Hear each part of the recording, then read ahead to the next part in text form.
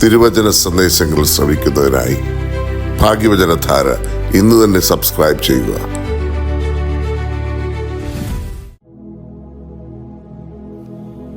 ത്രിയേക ദൈവത്തിൻ്റെ ധന്യതിരുനാമത്തിന് മഹത്വം ഉണ്ടായിരിക്കട്ടെ. ഭാഗ്യവചനധാരയിലേക്ക് ഏവർക്കും സ്വാഗതം. ജീവിതത്തിൻ്റെ അനിവാര്യ പരിണാമമായ വാർദ്ധക്യത്തെ ചെറുത്തു തോൽപ്പിക്കുവാൻ മനുഷ്യർ സാഹസപ്പെടാറുണ്ട്. നമ്മുടെ ജീവിതത്തിൽ നാം എന്തെല്ലാം അടവുകൾ പ്രയോഗിച്ചാലും മുൻകരുതലുകൾ എടുത്താലും ജീവിതത്തിൻ്റെ അനിവാര്യതയാണ് വാർദ്ധക്യം. ശൈശവം, ബാല്യം, കൗമാരം, യൗവനം, വാർദ്ധക്യം എന്നുള്ളത് സൃഷ്ടിയിൽ ദൈവനിശ്ചിതമായ പരിണാമ പ്രക്രിയയാണ്. അതിനെ നിഷേധിക്കുവാനോ മാറ്റിമറിക്കുവാനോ ആർക്കും സാധ്യമല്ല. ഇന്നത്തെ സമൂഹത്തിൽ വൃദ്ധജനങ്ങളുടെ സംഖ്യ വർദ്ധിച്ചിട്ടുണ്ട്. അതിൻ്റെ കാരണം ആയുർദൈർഘ്യം വർദ്ധിച്ചതാണ്.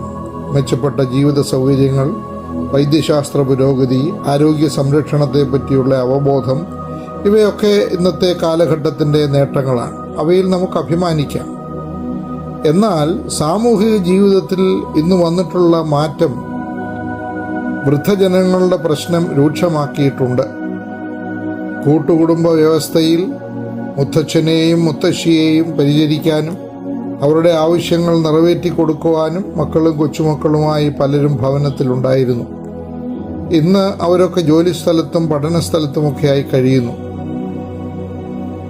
ഈ ദൃശ്യമായ സാമൂഹിക സാഹചര്യങ്ങളിൽ മതസംഘടനകളും മറ്റും പകൽ വീടുകൾ വഴി കുറേയൊക്കെ വൃദ്ധരുടെ ഏകാന്തതയ്ക്കും വിരസതയ്ക്കും പരിഹാരം വരുത്തുന്നു. വാർദ്ധക്യം പൊടുന്നനെയല്ല കടന്നു വരുന്നത്, ക്രമാനുഗതമായ ഒരു പരിണാമമാണ് അത്.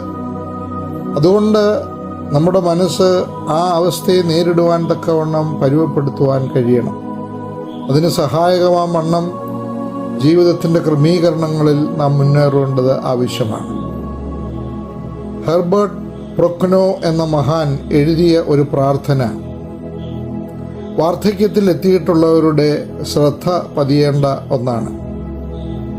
ഇത് ഒരാൾ ഭംഗിയായി അച്ചടിച്ച് ഫ്രെയിം ചെയ്ത് ഇംഗ്ലണ്ടിലെ എലിസബത്ത് രാജ്ഞിയുടെ അംഗരക്ഷകരിൽ പ്രമുഖനെ ഏൽപ്പിച്ചതായി വായിച്ചു.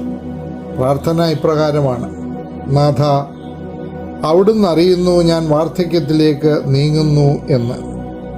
എൻ്റെ പ്രാർത്ഥന ഇതാണ്: ഏത് സന്ദർഭത്തിലായാലും ഏത് വിഷയത്തെക്കുറിച്ചായാലും എന്തെങ്കിലും അഭിപ്രായമോ നിർദ്ദേശമോ പ്രകടിപ്പിക്കണമെന്നുള്ള മാരകമായ പ്രേരണയിൽ നിന്ന് എന്നെ വിടുവിക്കണമേ.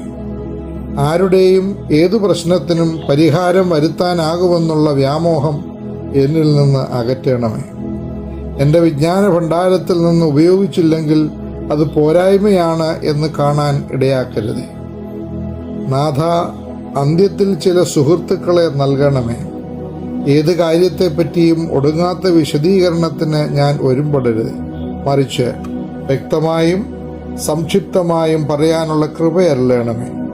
എൻ്റെ വേദനകളെപ്പറ്റിയും നൊമ്പരങ്ങളെപ്പറ്റിയും അയവിറക്കിക്കൊണ്ട് ഇരിക്കാതെ അവയെ സഹിപ്പാനുള്ള ശക്തി നൽകണമേ.